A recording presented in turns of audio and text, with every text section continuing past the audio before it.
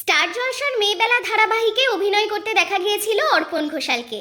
স্বীকৃতি মজুমদারের সাথে তার এই জুটি দর্শক দারুণ পছন্দ করেছিল। ডোডোদা দর্শকের ভীষণ পছন্দের ছিল। এরপর অর্পণকে দেখা যায় বেশ কিছু সিরিজে। দীর্ঘদিন নাটকের মঞ্চে অথয়ের এক চরিত্রে দেখা যায় তাকে। আর এবার সেই নাটক নিয়েই আসছেন বড় পর্দায়। এই ছবিতে তাকে মুকুল চরিত্রে দেখা যাবে।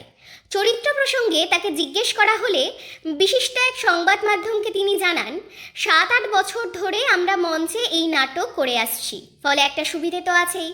প্রস্তুতিটা অনেক দিন ধরেই আছে। এছাড়া মুকুল চরিত্র নিয়ে আমার মধ্যে আত্মবিশ্বাস আছে।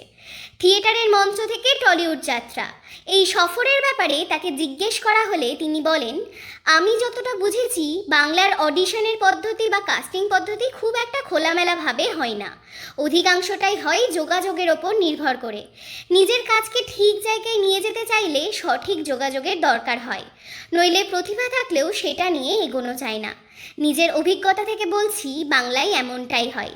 তিনি আরও জানান, যে কটি কাজের সুযোগ সে পেয়েছে সবকটাই থিয়েটার বা অন্য কাজের সূত্রে। সেই যোগাযোগ না থাকলে হয়তো সে অডিশনগুলোই সে দিতে পারত না।